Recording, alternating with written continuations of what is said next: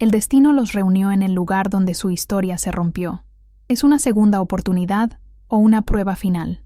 Antes de descubrirlo, asegúrate de suscribirte, dejar un like y activar las notificaciones para que no te pierdas ni un segundo de esta y otras historias impactantes. La luz del pasillo del hospital era blanca, casi azul, y olía a una mezcla extraña de desinfectante y café recién hecho. Para Laura, ese era el olor de la normalidad, el aroma que había llegado a asociar con la estabilidad y el propósito. Eran las 3 de la tarde de un martes cualquiera, un turno que se arrastraba con la lentitud típica de la mitad de la semana, donde las emergencias parecían tomarse un respiro, y solo quedaba el zumbido constante de los monitores y las conversaciones en voz baja. Apoyada en el mostrador de la estación de enfermería, revisaba por tercera vez las fichas de sus pacientes, no por necesidad, sino por el simple placer de la rutina, del orden. Cada nombre, cada diagnóstico, cada dosis de medicamento, era una pieza de un rompecabezas que ella ayudaba a mantener unido. Era un control que le había costado años construir, una paz forjada en el caos de su propio pasado, y se aferraba a ella con una fuerza silenciosa que nadie a su alrededor podía adivinar. Se miró las manos, notando un pequeño callo en su dedo índice derecho, una marca del constante uso de jeringas y de escribir en teclados. Esas manos ya no eran las mismas que una vez se aferraron a las sábanas con un dolor insoportable, buscando otra mano que rara vez estaba allí. Ya no eran las manos que temblaban al sostener un puñado de cabello caído en el desagüe de la ducha. Ahora eran firmes, seguras, capaces de encontrar una vena en la oscuridad, de ofrecer un vaso de agua con una firmeza que tranquilizaba a los más asustados. Le gustaban sus manos ahora. Le gustaba la persona en la que se había convertido, la mujer que vestía ese uniforme azul, no como un disfraz, sino como una segunda piel, una que ella misma había elegido y ganado con sudor y lágrimas, muchas más lágrimas de las que nadie sabría jamás. Ella era la enfermera Laura, y en ese nombre cabía todo su mundo. Aquel hospital era un laberinto de recuerdos. Cada esquina, cada habitación, tenía un eco de su antigua vida. Allí mismo, en el ala de ginecología del 3er piso, había recibido el diagnóstico que partió su vida en 2, endometriosis severa. Recordaba la voz del médico, suave pero directa, las palabras flotando en el aire estéril de la consulta, mientras Rafael, a su lado, miraba por la ventana con una expresión de impaciencia. Para él, era solo un contratiempo, un problema más en una lista de problemas. Para ella, fue el comienzo de un túnel oscuro y solitario. Caminar por esos mismos pasillos ahora, con la autoridad de su uniforme y el respeto de sus colegas, era una victoria silenciosa que celebraba cada día. Ya no era la paciente asustada y vulnerable, era la sanadora, la que ofrecía consuelo en los mismos lugares donde una vez solo encontró desesperación. El tratamiento había sido brutal, una guerra química dentro de su propio cuerpo. Las inyecciones la hincharon, transformando su rostro en una máscara redonda y pálida que no reconocía en el espejo. El cabello, que antes caía en ondas suaves sobre sus hombros, se volvió fino y quebradizo, abandonando su cabeza en mechones que tapaban el desagüe y le recordaban constantemente su fragilidad. Rafael odiaba el desorden, odiaba el drama, como él lo llamaba. Su enfermedad era un inconveniente para su vida perfectamente planificada, una mancha en su existencia ligera y sin complicaciones. Ella sentía cómo su amor se enfriaba con cada quejido de dolor, con cada noche que pasaba en vela por las náuseas. El silencio entre ellos se hizo más pesado que cualquier conversación, un vacío que el eco de sus pasos en la casa ya no podía llenar. Un día, el silencio se rompió, pero no con palabras de consuelo, sino con el sonido de una maleta cerrándose. Él no tuvo el valor de decírselo a la cara. Le dejó una carta sobre la mesa de la cocina, junto a las llaves que ya no usaría. «Necesito vivir una vida más ligera, Laura. No puedo más con esto», decían las frías y cobardes palabras. No había un «lo siento», no había un «te quise». Solo una justificación egoísta, una sentencia escrita en un papel que pesaba más que cualquier diagnóstico médico. Ella se sentó en el suelo frío de la cocina, con la carta en la mano, y no lloró. El pozo de lágrimas se había secado semanas atrás. Solo sintió un vacío inmenso, una calma aterradora, la certeza de que estaba, por primera vez en mucho tiempo, completamente y absolutamente sola. Los meses que siguieron fueron un borrón de supervivencia. aprender a caminar de nuevo en una casa que se sentía extraña, a dormir en una cama que era demasiado grande. Días después de su partida, una amiga le mostró, con duda en los ojos, las fotos de Rafael en redes sociales. Él sonreía, abrazado a una mujer más joven, radiante, en una playa soleada. El pie de foto decía, encontrando la verdadera felicidad. Esa imagen fue más dolorosa que cualquier aguja, que cualquier procedimiento. Era la prueba tangible de que su dolor, su sacrificio, su lucha, no habían significado nada. Había sido un capítulo que él simplemente arrancó y tiró a la basura para empezar uno nuevo, uno más ligero. Esa noche, Laura se miró al espejo y por primera vez no vio a una enferma, sino a una sobreviviente, y decidió que iba a sobrevivir a toda costa. Fue entonces cuando la idea nació, pequeña y frágil, pero insistente. Si el hospital era el escenario de su mayor dolor, también podría ser el de su renacimiento. Se inscribió en la escuela de enfermería con el poco dinero que le quedaba. Estudiaba de noche, con el cuerpo todavía dolorido, y trabajaba de día en una cafetería para pagar las cuentas. Sus compañeras de estudio eran chicas jóvenes, llenas de energía y sueños. Al principio se sintió fuera de lugar, una mujer de 30 y tantos años, con cicatrices visibles y otras que no se veían, intentando empezar de cero. Pero pronto descubrió una vocación que no sabía que tenía. El cuidado, la empatía, la capacidad de ver el miedo en los ojos de otro y ofrecer una palabra de calma. Todo eso fluía de ella con una naturalidad que la sorprendió. Y ahora, años después, aquí estaba. La enfermera Laura, respetada, competente, tranquila. El turno continuaba a su ritmo lento. Había ayudado a una anciana a comer su gelatina. Había cambiado el vendaje de un joven que se había caído de su bicicleta y había escuchado durante 10 minutos las quejas de un hombre sobre la comida del hospital. Todo era parte del trabajo, de ese tejido de humanidad que se desplegaba cada día frente a ella. El recuerdo de Rafael ya no era una herida abierta. Era más bien una cicatriz vieja, de esas que tiran un poco cuando cambia el tiempo, pero que ya no duelen al tacto. Era una parte de su historia, el prólogo oscuro de un libro que ahora estaba escribiendo ella misma, con sus propias reglas y su propio final. El sonido del busca en su bolsillo la sacó de sus pensamientos. Una vibración corta y urgente. Miró la pequeña pantalla. código azul, trauma grave. El corazón se le aceleró, no por miedo, sino por la adrenalina del deber. La calma del turno se había roto. Código azul significaba que alguien estaba al borde de la muerte, que cada segundo contaba. Se puso de pie de un salto, su cuerpo moviéndose con una eficiencia practicada. «Voy para allá», dijo a su colega en el mostrador, su voz firme y clara, mientras corría por el pasillo hacia la sala de emergencias. No tenía idea de que no solo estaba corriendo hacia un paciente, sino hacia el fantasma más grande de su pasado. La escena en la sala de emergencias era el caos controlado de siempre. Médicos y enfermeras se movían a toda velocidad alrededor de una camilla que acababa de llegar, empujada por los paramédicos. El olor a sangre se mezclaba con el del antiséptico. Hombre, 42 años, accidente de coche, conductor único, múltiples fracturas, posible hemorragia interna, presión arterial cayendo en picado, gritó uno de los paramédicos mientras transferían el cuerpo a la cama de trauma.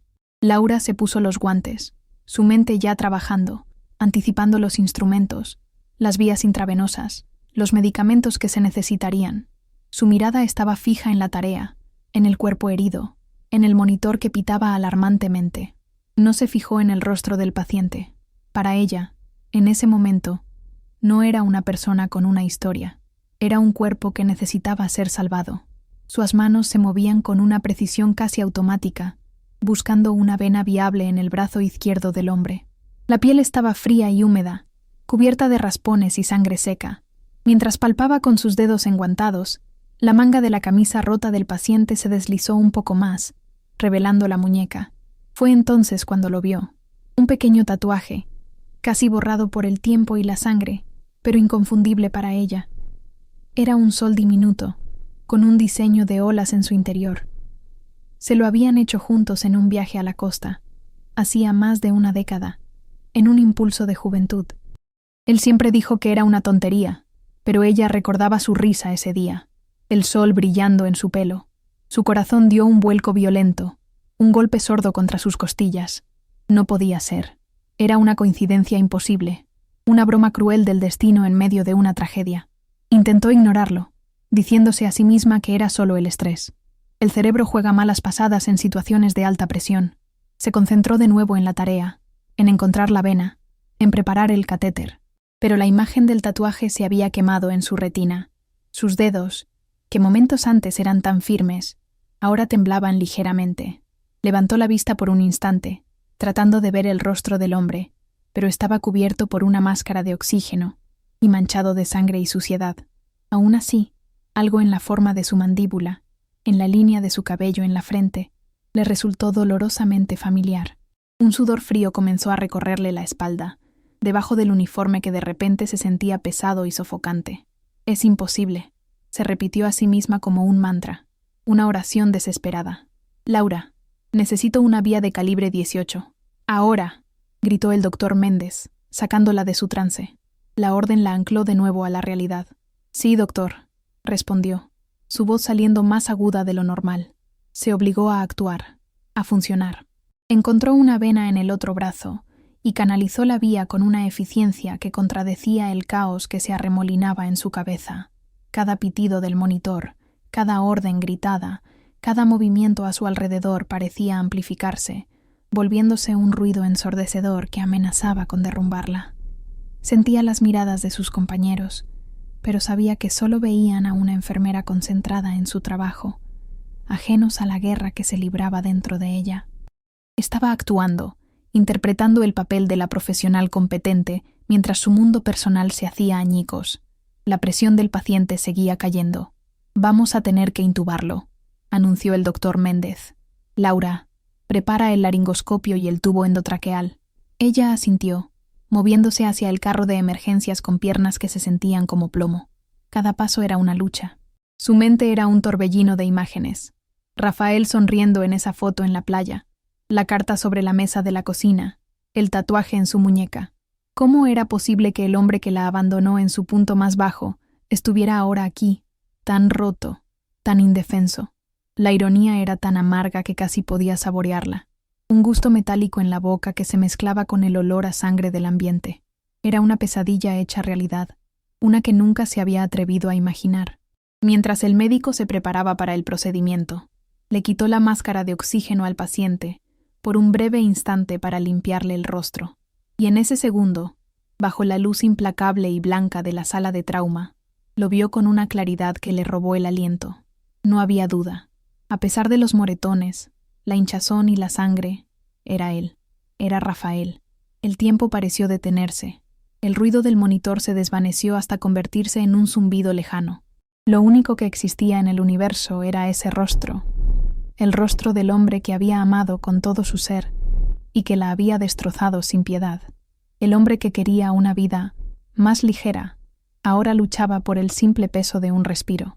Una náusea violenta subió por su garganta, la misma sensación que recordaba de las peores mañanas de su tratamiento hormonal. Su primer instinto fue dar media vuelta y salir corriendo de esa sala, lejos de él, lejos de ese pasado que había irrumpido en su presente de la forma más brutal posible. Quería gritar, quería llorar, quería romper algo, pero su cuerpo no respondió. Se quedó paralizada, con el laringoscopio en la mano, sus nudillos blancos por la presión. Un colega pasó a su lado y le rozó el brazo. ¿Laura?, preguntó, notando su quietud. Ese simple toque fue como un electrochoque. La sacó de su parálisis y la devolvió al infierno del momento presente. No podía huir. Era su paciente. «Estoy bien», mintió, la voz apenas un susurro ronco, que dudaba que alguien hubiera escuchado. Le entregó el instrumento al doctor con una mano que, milagrosamente, no temblaba. Se convirtió en una autómata. Sus acciones se desconectaron por completo de sus emociones. Pasó el tubo, infló el manguito, auscultó el pecho para confirmar la posición. Hizo todo lo que se esperaba de ella, todo lo que había sido entrenada para hacer, pero por dentro era un mar embravecido. Cada vez que sus dedos rozaban su piel, sentía una mezcla de repulsión y un eco lejano de una familiaridad que la enfermaba. Estaba salvando la vida del hombre que había destruido una parte de la suya, y la contradicción Era un veneno que se extendía por sus venas. Evitó mirar su rostro a toda costa. Su mirada se clavó en los números del monitor, en las bolsas de suero, en las jeringas. Se concentró en los datos objetivos, en los hechos médicos. Frecuencia cardíaca, 130.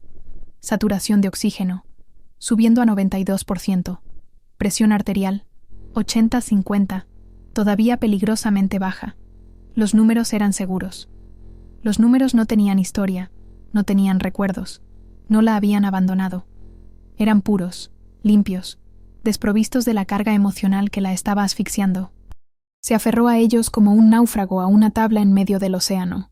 Era su única forma de no hundirse, de mantener la cabeza fuera del agua en ese momento.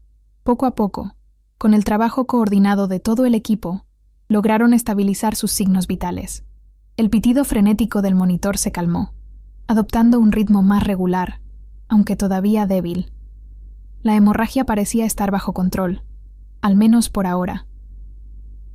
Lo trasladaremos a la UCI para observación neurológica y cirugía, ordenó el doctor Méndez, limpiándose el sudor de la frente. El equipo comenzó a preparar la camilla para el traslado, la tensión inmediata disminuyendo mientras la siguiente fase del cuidado comenzaba. El trabajo de Laura en la reanimación inicial había terminado. Podía retirarse, podía irse. Dio un paso atrás, luego otro, hasta que su espalda chocó contra la pared fría de la sala. Se apoyó en ella, sintiendo cómo sus piernas amenazaban con ceder. El torrente de adrenalina que la había mantenido en pie se disipó de golpe, dejándola con un temblor incontrolable y un vacío helado en el estómago. Observó desde la distancia cómo se llevaban la camilla, cómo el cuerpo de Rafael desaparecía por el pasillo. El fantasma no solo era real, sino que ahora habitaba los mismos pasillos que ella. Estaba aquí, en su hospital, en su santuario. Y ahora, además de ser el hombre que le rompió el corazón, era su responsabilidad.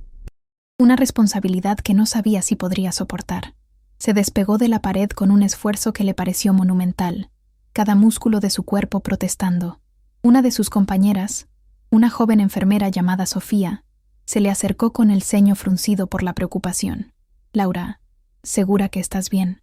Estás pálida como un fantasma», le dijo en voz baja, su amabilidad casi deshaciendo el frágil control de Laura. Ella forzó una sonrisa que se sintió como una mueca. «Sí, solo fue intenso. Necesito un minuto, un poco de aire», mintió, su voz sonando hueca y distante. No esperó una respuesta. Se dio la vuelta y caminó con pasos rígidos por el pasillo, alejándose del epicentro de su mundo que acababa de explotar. No sabía a dónde iba, solo que necesitaba escapar de las miradas compasivas y de la escena del desastre, pero no fue hacia el aire libre. En su lugar, sus pies la llevaron por instinto a un lugar seguro, un refugio anónimo. Subió un tramo de escaleras y entró en el pequeño cuarto de suministros del segundo piso, un cubículo sin ventanas lleno de estantes con sábanas limpias, cajas de guantes y material estéril. Cerró la puerta detrás de ella, sumergiéndose en una oscuridad casi total, rota solo por una fina línea de luz debajo de la puerta. El silencio era absoluto, un stark contraste con el caos de la sala de emergencias. El olor a limpio y a látex llenó sus pulmones, y fue allí, en la soledad de ese pequeño espacio, donde finalmente se permitió exhalar, un tembloroso y largo suspiro que pareció llevarse una parte de su fuerza. El temblor que había comenzado en sus manos ahora se apoderó de todo su cuerpo. Se deslizó por la pared hasta quedar sentada en el suelo frío de baldosas, abrazando sus rodillas con fuerza contra su pecho, como si intentara mantenerse entera, evitar que sus pedazos se esparcieran por el suelo. Una lágrima, luego otra, calientes y furiosas, escaparon de sus ojos y rodaron por sus mejillas. No era el llanto de la tristeza o de la pena, era un llanto de rabia, de incredulidad, de la pura injusticia cósmica de la situación. Él, de todas las personas en el mundo, aquí, de todas las formas posibles. La colisión de su pasado y su presente había sido tan violenta que la había dejado sin aliento, tambaleándose en la oscuridad de un armario de suministros. Su mente, en contra de su voluntad, comenzó a reproducir la escena una y otra vez. El cuerpo roto en la camilla, la sangre, el sonido del monitor, el tatuaje, su rostro. El rostro que había pasado años tratando de olvidar, el que evitaba en las fotos de amigos en común, ahora estaba grabado a fuego en su memoria reciente, no como un recuerdo lejano, sino como una realidad brutal y presente. Se preguntó por la mujer de las fotos, la de la verdadera felicidad. ¿Estaría ella de camino al hospital? ¿Sabría siquiera lo que había pasado? ¿O Rafael estaba tan solo como la había dejado a ella años atrás? La idea le trajo una satisfacción amarga y venenosa, que la hizo sentirse culpable al instante. Recordó una noche en particular, unos meses después de su diagnóstico. Estaban en la cocina, y él miraba una pila de facturas médicas sobre la mesa con una expresión de puro hastío. «Toda nuestra vida se ha convertido en tu enfermedad», le había gritado, su voz resonando en el pequeño espacio. «Ya no puedo respirar en esta casa». Las palabras la habían golpeado con la fuerza de un puñetazo. Se había sentido pequeña, culpable, una carga, y ahora él no podía respirar por sí mismo. Ahora su vida dependía de una máquina que ella, precisamente ella, había ayudado a conectar. La ironía era tan cruel, tan perfectamente retorcida, que era casi poética, una broma macabra escrita por un guionista sádico. Sentada en la oscuridad, no podía evitar la pregunta que le arañaba la mente. ¿Era esto el karma? Una especie de justicia divina o cósmica que reequilibraba la balanza. El hombre que huyó de su sufrimiento para buscar una vida ligera, ahora se encontraba aplastado bajo el peso de su propia tragedia, y el destino lo había traído directamente a sus pies. El pensamiento era peligroso, lo sabía. Ella era una profesional de la salud. Su deber era sanar, no juzgar, pero la humana dentro de ella, la mujer herida y abandonada, no podía evitar sentir que una fuerza extraña y terrible estaba obrando allí, una fuerza que la asustaba y, en un rincón oscuro de su corazón, le daba una extraña sensación de poder. El cerebro de la enfermera, entrenado para la lógica y la acción, comenzó a luchar para salir a la superficie a través de la niebla emocional. Rafael estaba en la unidad de cuidados intensivos. Por ahora, estaba fuera de su jurisdicción directa, pero su planta, la de cuidados intermedios, a menudo recibía a los pacientes que salían de la UCI una vez que se estabilizaban lo suficiente.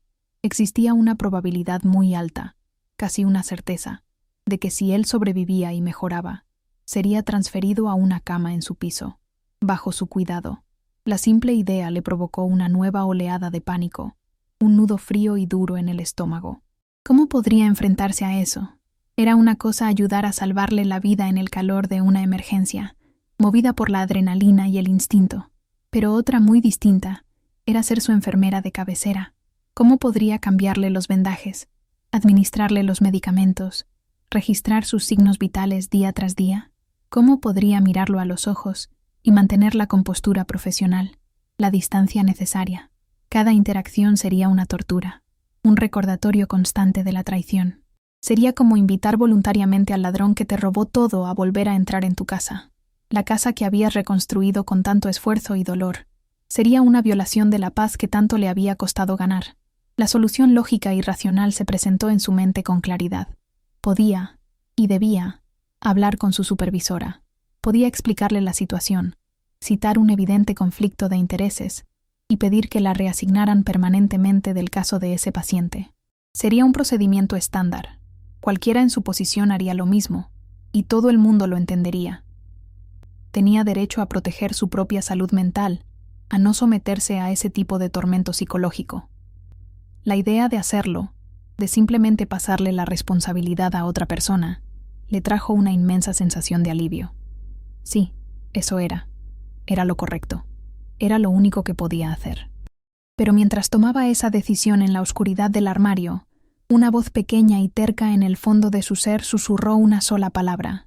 No, no era lógica, no era racional, era una resistencia visceral, una punzada de orgullo, o quizás algo más profundo.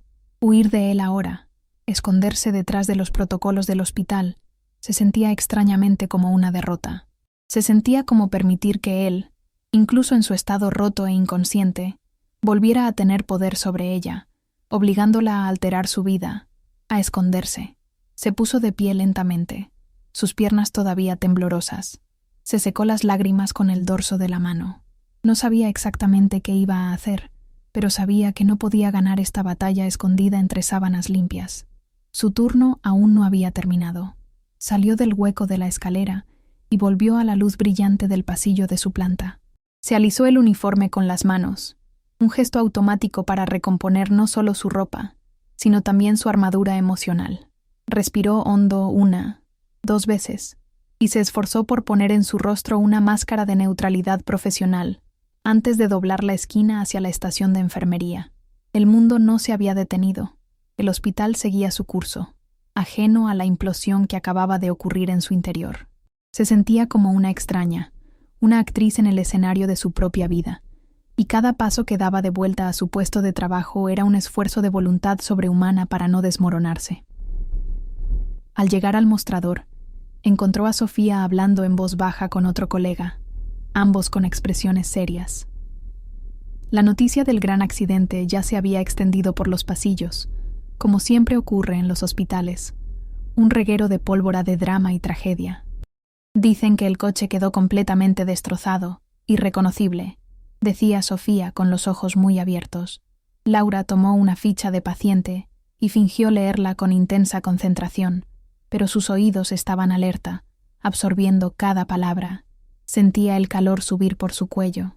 Estaban hablando de él, de Rafael, convirtiéndolo en una anécdota de pasillo, y ella tenía que quedarse allí, quieta, y pretender que solo era un caso más. Pobre hombre. El doctor. Méndez le dijo a Carla que es un verdadero milagro que siga vivo, añadió el otro enfermero. La frase se clavó en el estómago de Laura como un trozo de hielo. Una parte de ella, la enfermera, la profesional, estaba de acuerdo. Había visto el estado en que llegó, pero otra parte, la mujer herida que se había sentado en el suelo frío de una cocina vacía, sintió una punzada de algo oscuro y confuso. No era alegría, no era decepción, era una maraña de emociones tan enredada que no podía identificar ninguna. Solo sabía que deseaba con todas sus fuerzas que dejaran de hablar, que el nombre sin rostro de ese pobre hombre dejara de flotar en el aire a su alrededor. Se obligó a moverse, a reanudar sus tareas. La acción era un bálsamo, un refugio. Fue a la habitación de la anciana a la que había ayudado con la gelatina. La mujer dormía ahora plácidamente, con la boca ligeramente abierta, ajena a todo.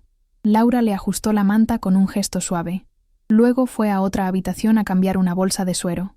Cada tarea mundana, cada acto de cuidado rutinario, era un ancla que la mantenía sujeta a la realidad, impidiendo que su mente se fuera a la deriva en la tormenta que se agitaba en su interior. Se movía con una lentitud deliberada, casi robótica, concentrándose en los pequeños detalles para no tener que pensar en el panorama general. Más tarde, mientras se dirigía a la sala de descanso, pasó por delante del mostrador principal de administración de la planta. La enfermera jefe, una mujer mayor y eficiente llamada Marta, estaba hablando por teléfono, con el ceño fruncido. Laura redujo la velocidad instintivamente, fingiendo buscar algo en su bolsillo. Sí, entendemos, pero es el único contacto que figura en su cartera, decía Marta al teléfono. Estamos intentando localizar a una tal Verónica Morales. El nombre la golpeó con la fuerza de un impacto físico. Verónica, así se llamaba. La mujer radiante de las fotos de la playa. La verdadera felicidad. Así que seguía en su vida. Seguía siendo su contacto de emergencia.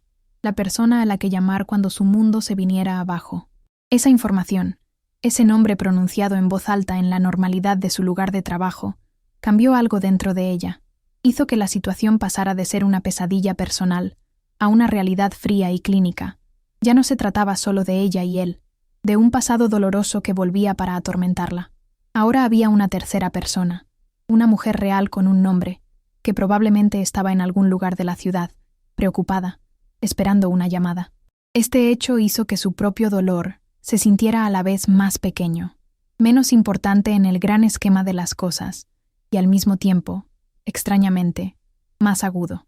Su historia de fantasmas privada acababa de convertirse en un drama público con un reparto completo. El debate interno que había tenido en el cuarto de suministro se reavivó, pero con una nueva y terrible dimensión. Si pedía que la reasignaran, ¿estaba huyendo solo de Rafael? ¿O también estaba huyendo de ella, de Verónica? ¿Tenía miedo de verlas juntas? ¿De presenciar con sus propios ojos la vida que él había elegido, la felicidad por la que la había descartado a ella? La idea era profundamente humillante. Quizás enfrentarse a la situación no era solo una cuestión de orgullo profesional. Quizás se trataba de demostrarse a sí misma, de una vez por todas, que podía estar en la misma habitación que su pasado y su reemplazo, y no romperse en 1000 pedazos. El reloj en la pared de la estación de enfermería avanzaba con una lentitud exasperante, pero finalmente, las manecillas marcaron el final de su turno. Las enfermeras del turno de noche comenzaron a llegar, sus rostros frescos contrastando con el cansancio que sentía Laura en cada hueso. Inició el proceso de entrega de informes, leyendo sus notas con una voz monótona y desapegada. Paciente de la 204 estable. El de la 205 necesita analgésicos a las 10. Omitió deliberadamente cualquier mención del paciente de la UCI. No era su informe. Y además, se dio cuenta de que no podía obligarse a pronunciar su nombre en voz alta. Decir Rafael lo haría demasiado real. Mientras recogía sus cosas de su taquilla en el vestuario, un agotamiento profundo y pesado se apoderó de ella. No era el cansancio físico habitual después de un turno de 10 horas. Era una fatiga del alma, un desgaste emocional que no había sentido con tanta intensidad desde los peores días de su enfermedad. Había luchado con uñas y dientes para dejar atrás esa sensación, para construir una vida donde pudiera sentirse fuerte y enérgica. Y ahora, él, la causa original de esa antigua debilidad, la había traído de vuelta con toda su fuerza, sin siquiera haber pronunciado una palabra. Salir por las puertas automáticas del hospital al aire fresco del anochecer fue una experiencia surrealista. Las luces de la ciudad parecían borrosas, y los sonidos del tráfico llegaban a sus oídos como un murmullo lejano. Normalmente, dejar el trabajo le daba una sensación de liberación, de volver a su propia vida, a su santuario. Pero esa noche sentía como si estuviera dejando una parte de sí misma atrás, atrapada en ese edificio, en una habitación de la UCI, junto a él. La batalla no había terminado con el final de su turno, solo acababa de empezar, y mientras caminaba hacia la parada del autobús, sabía con una certeza aterradora que al día siguiente tendría que volver a cruzar esas puertas y enfrentarla de nuevo. El tiempo se había estirado hasta volverse irreconocible. Laura se dio cuenta de que habían pasado casi 2 horas desde que sacaron a Rafael de la sala de emergencias. Se encontraba en la sala de descanso del personal, sentada frente a un sándwich a medio comer que le sabía a cartón. Su descanso para la cena.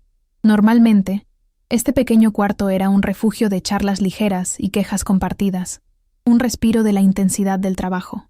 Pero esa noche, el aire estaba cargado, y el silencio de sus compañeros, que parecían sentir su angustia, era casi tan pesado como sus propios pensamientos. Se sentía atrapada, no solo en el hospital, sino en un bucle temporal de su propio pasado. Sacó su teléfono del bolsillo con un movimiento lento y deliberado. La pantalla se iluminó, mostrando la hora, pero no era la hora lo que buscaba. Sus dedos se movieron por la pantalla, abriendo el navegador. La tentación era una fuerza física, una picazón en el cerebro que exigía ser rascada. Verónica Morales. El nombre estaba en la punta de sus dedos, listo para ser tecleado en la barra de búsqueda. Una parte masoquista de ella necesitaba saber. Necesitaba ver cómo era ahora la verdadera felicidad, si el tiempo la había tratado bien, si su vida con él parecía tan perfecta como en aquellas primeras fotos que la destrozaron. Cerró los ojos con fuerza, el pulgar flotando sobre el teclado virtual. Podía sentir el latido de su corazón en la yema del dedo. No, no podía hacerlo. Hacerlo sería un acto de profanación contra sí misma, una invitación voluntaria para que el dolor entrara y se instalara de nuevo en su vida. Buscarla sería una regresión, un paso atrás hacia la mujer que se sentía incompleta, la que necesitaba comparar su vida con la de los demás para medir su propio valor. Con un temblor de determinación, bloqueó el teléfono y lo guardó de nuevo en su bolsillo. Fue una victoria silenciosa, invisible para el mundo, pero para ella se sintió como ganar una guerra. Justo en ese momento, Sofía entró en la sala para servirse un café. Vio la expresión atormentada en el rostro de Laura y se acercó con cautela. «Oye», dijo en voz baja. «Marta, la jefa, me dijo que el contacto de emergencia del paciente del accidente ya está en camino. La tal Verónica. Parece que estaba fuera de la ciudad y ha estado conduciendo como loca durante horas para llegar». La noticia cayó sobre Laura como un balde de agua helada. No era una posibilidad futura, era una certeza inminente. Verónica venía hacia aquí, hacia su hospital. En cualquier momento, La mujer que ocupaba su antigua vida estaría respirando el mismo aire que ella. La última hora de su turno fue una tortura de anticipación. Cada tarea que realizaba, cada paciente que atendía, lo hacía con una parte de su mente en otro lugar. Sus sentidos estaban en alerta máxima. Cada sonido agudo la hacía sobresaltarse. El ding del ascensor al final del pasillo era una punzada de pánico. El sonido de pasos apresurados le aceleraba el corazón. Estaba en un estado de tensión constante, preparándose para una colisión que parecía inevitable. ¿Qué haría si se la encontraba en el pasillo? ¿Si la veía en la cafetería? ¿Si se cruzaban sus miradas? La idea de ese encuentro la aterrorizaba más que la propia presencia de Rafael en la UCI. Y entonces, desde la seguridad relativa de la estación de enfermería, la vio. Una mujer con el pelo largo y oscuro, vestida con ropa de viaje arrugada, pasó corriendo por el pasillo en dirección a la sala de espera de la UCI. Hablaba frenéticamente por teléfono. Su rostro era una máscara de angustia. Aunque los años habían pasado, Laura la reconoció al instante. Era Verónica. La vio desplomarse en una de las sillas de plástico de la sala de espera, y aunque estaba demasiado lejos para oírla, vio cómo sus hombros se sacudían en sollozos incontrolables. La mujer que había sido su rival, el símbolo de su dolor, ahora era solo una persona aterrorizada en la sala de espera de un hospital. Observar esa escena desde la distancia fue profundamente perturbador. Laura se había preparado para sentir rabia, celos, resentimiento. Pero ver a Verónica en un estado de desesperación tan cruda y humana desarmó todas sus defensas. No había triunfo en el dolor de esa mujer. No había justicia poética. Era simplemente triste. La mujer que le había robado la felicidad ahora estaba experimentando la más profunda infelicidad, el miedo a la pérdida. De repente, su drama personal, la historia de traición y superación, se sintió increíblemente pequeña y egocéntrica frente a la cruda tragedia que se desarrollaba al final del pasillo. Esa imagen borró la ira y la reemplazó con un sentimiento hueco y desolador. Esto no era una historia de venganza cósmica. Era solo un estúpido y trágico accidente de coche.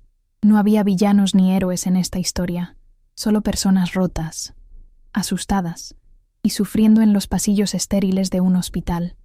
Por primera vez desde que había visto a Rafael en la camilla, Laura sintió una punzada de algo parecido a la compasión, una compasión que se extendía no solo a él, sino también a la mujer que lloraba en la sala de espera. Eran solo seres humanos atrapados en una pesadilla. El teléfono de la estación de enfermería sonó. Su timbre agudo la sacó de su estupor y la devolvió a la realidad. Contestó mecánicamente. «Enfermería de la planta 4. Habla Laura». La voz al otro lado era tranquila y profesional. «Laura, soy el doctor Soto, de la UCI. Disculpa que te moleste. El paciente del trauma, el señor Costa, está empezando a mostrar signos de despertar. Se está agitando mucho. Antes de sedarlo de nuevo, quería repasar contigo su estado cuando llegó. Creo que sería mejor si pudieras bajar un momento». El mundo de Laura se detuvo por completo. Ese era el momento. La llamada que había estado temiendo desde que vio el tatuaje en su muñeca. Ya no era una elección. Ya no podía esconderse ni pedir una reasignación. Era una citación profesional, una orden directa, un deber.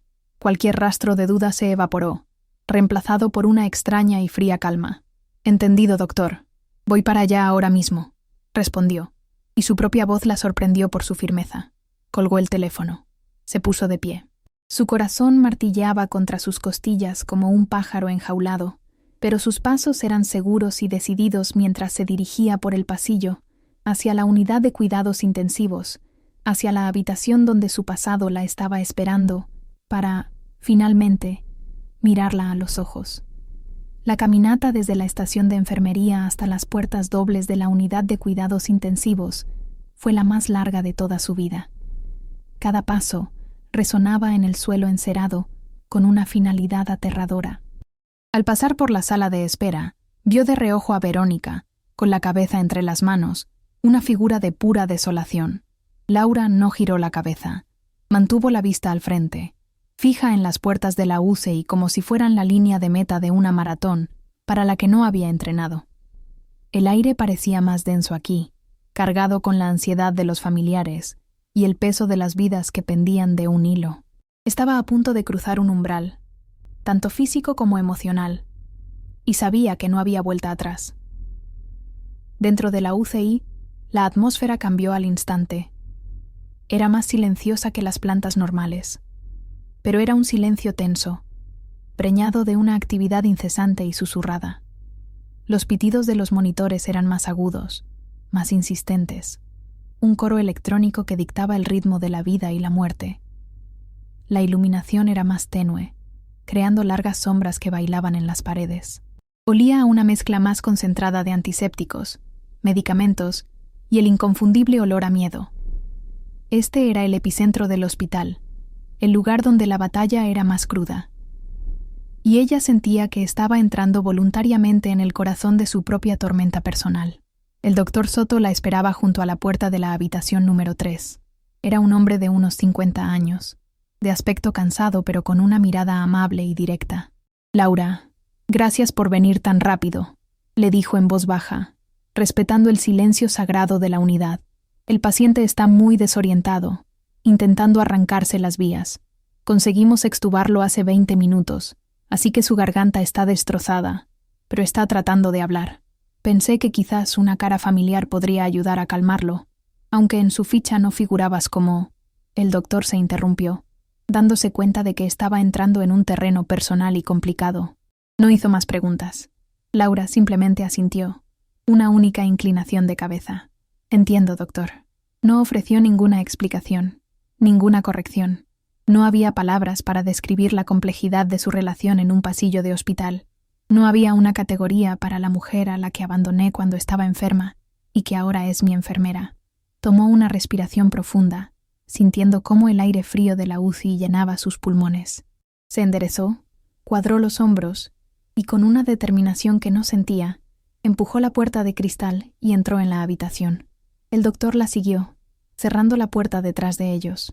La habitación estaba sumida en la penumbra, iluminada casi exclusivamente por el brillo parpadeante de las pantallas de los múltiples monitores que rodeaban la cama. Rafael era una figura casi abstracta bajo las sábanas blancas, un bulto herido conectado a un laberinto de cables y tubos. Se retorcía débilmente, luchando sin fuerzas contra las suaves restricciones de sus muñecas, un protocolo para evitar que los pacientes desorientados se hicieran daño.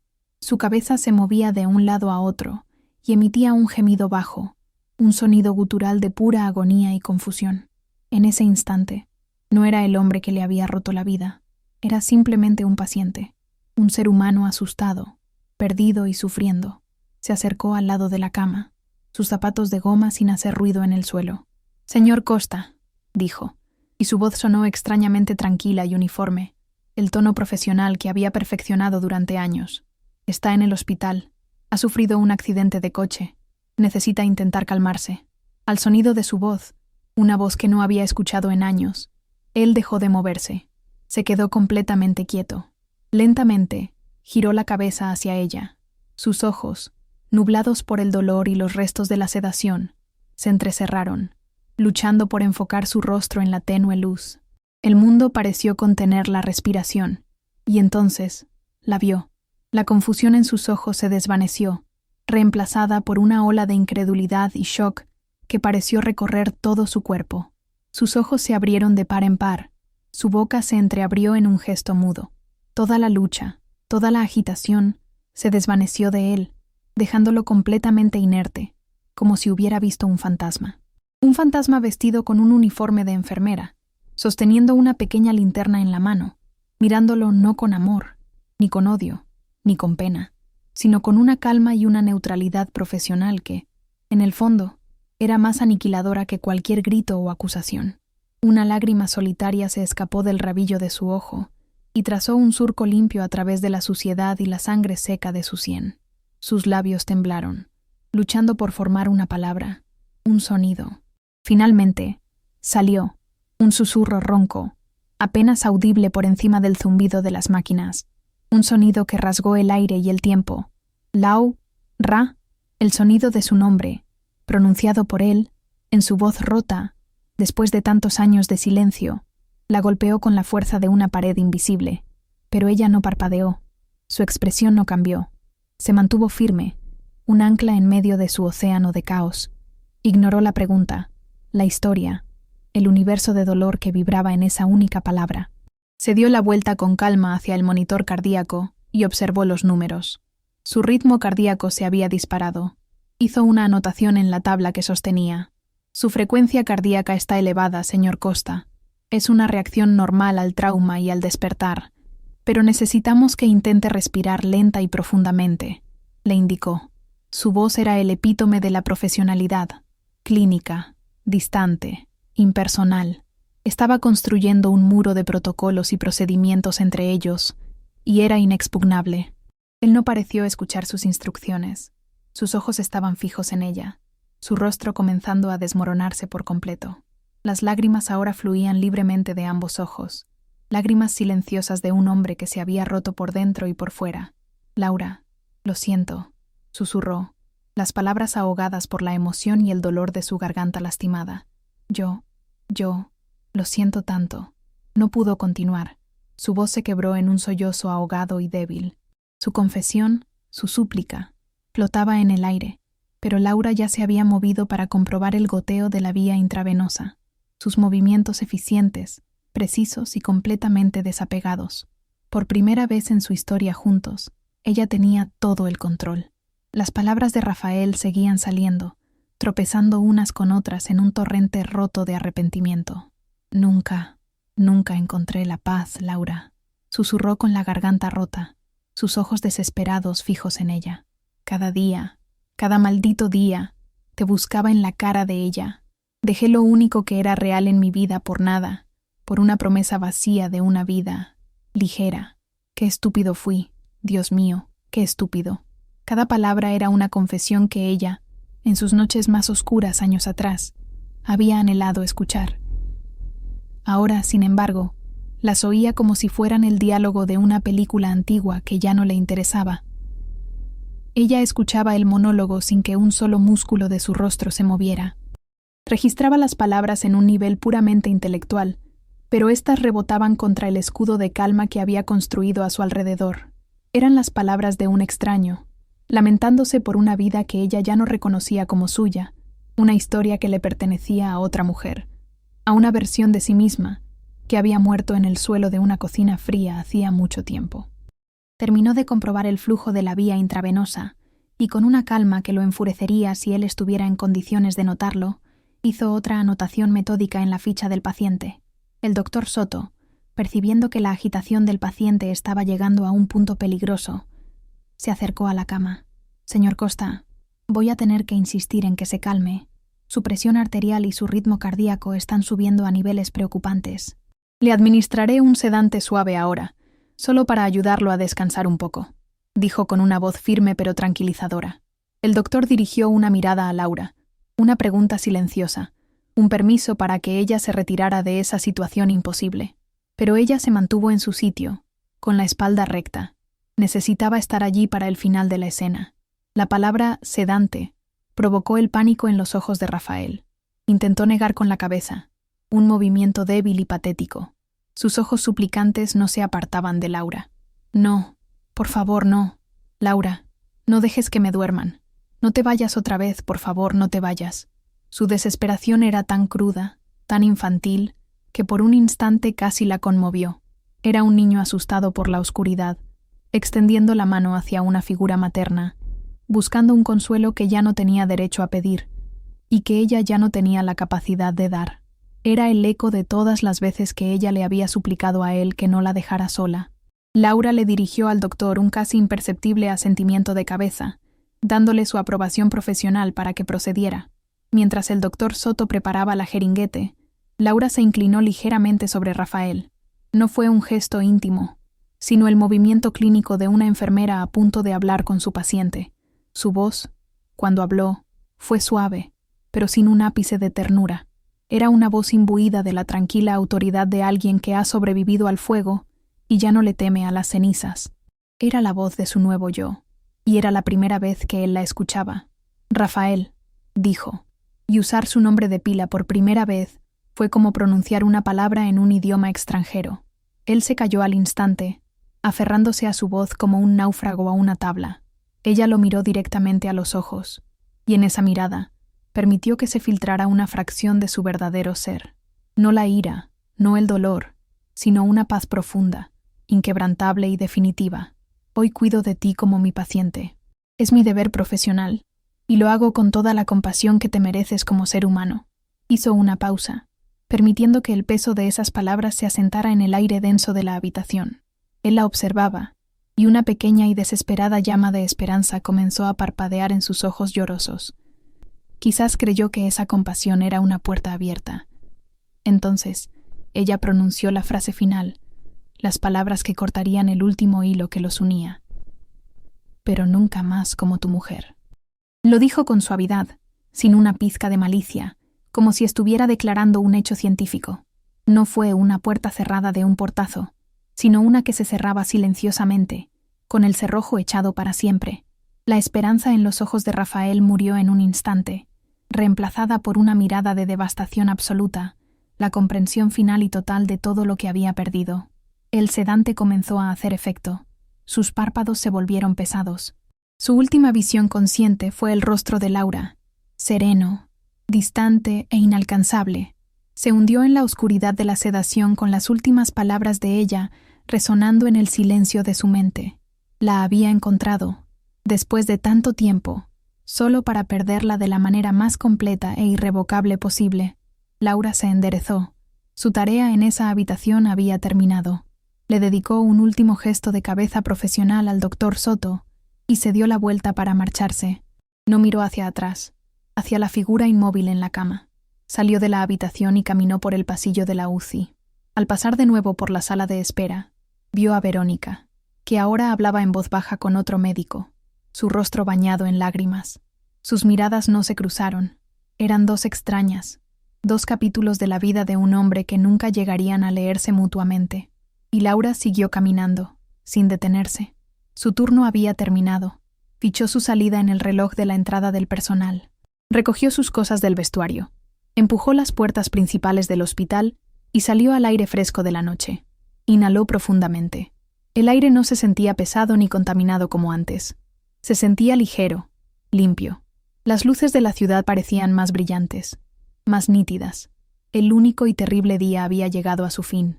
Había enfrentado al fantasma de su pasado, lo había cuidado con la dignidad que él nunca le mostró, y se había alejado entera, intacta.